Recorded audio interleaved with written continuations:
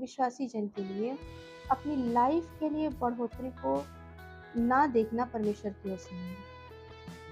और जब आपने सबसे पहला वचन मेरे साथ पढ़ा था, जो कि सभोपदेशक की किताब है, लिखा है, सुन जो भली बात मैंने देखी है, वरन जो ठीक है, उचित मतलब सही है, वो ये लिखा है कि मनुष्य खाए पिए,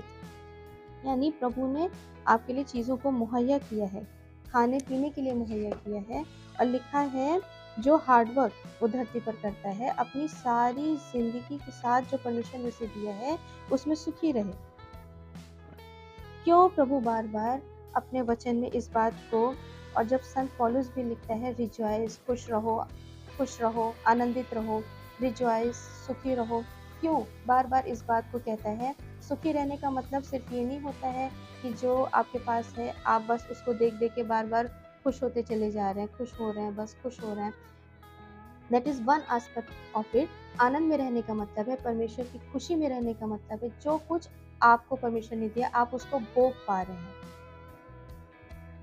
आप उसकी वजह से इत्मीनान में हैं, आप उसकी वजह से शालोम में हैं, आप उसकी वजह से पीस में हैं। वो चीज़ जो परमेश्वर ने आपके लिए रिलीज़ की है वो आपके लिए भी ब्लेसिंग्स है, और आपकी पूरी ज़िंदगी के लिए भी ब्लेसिंग है, और आप जिसके साथ बांटना चाहते हैं उसके लिए भी ब्लेसिंग है।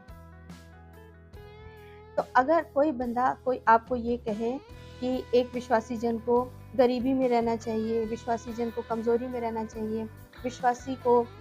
कभी कमी में रहना चाहिए, एक सीज़न होता है जिसमें रहना चाहिए। मैं ये नहीं कह रही हूँ नहीं रहना चाहिए, रहें, ठीक है, जब परमेश्वर कुछ सिखा रहे हैं तब रहें उसमें, बट सारी ज़िंदगी उसमें रहना उचित नहीं है। If you are not witnessing increase in your life, अगर आप अपने जीवन में बढ़ोतरी को नहीं देख पा रहे हैं और बहुत अरसे से नहीं देख पा रहे हैं, अगर आप अपनी ज़िंदगी में फाइनेंशियल और आत्मिक और मानसिक और घर में अच्छी चीज़ों में ब्लेसिंग्स को नहीं देख पा रहे हैं, that means there is a problem, that means there is some force of darkness, कोई अंधकार की ताकत है जो अटैक कर रही है, कोई स्टैग्नेशन की स्पिरिट है जो आपको बढ़ने नहीं दे रही है। तो जब आपकी तैयारी का समय कंप्लीट हो जाता है तो परमेश्वर आपको इंक्रीज देते हैं, लेकिन कोई जन इंक्रीज नहीं देख रहा है, इसका मतलब कोई प्रॉब्लम है। इसलिए आज मैं चाह रही हूँ कि, और अगर आप ये सोच रहे हैं कि इन वचनों को आपका क्या करना है, तो जो इंसान अपने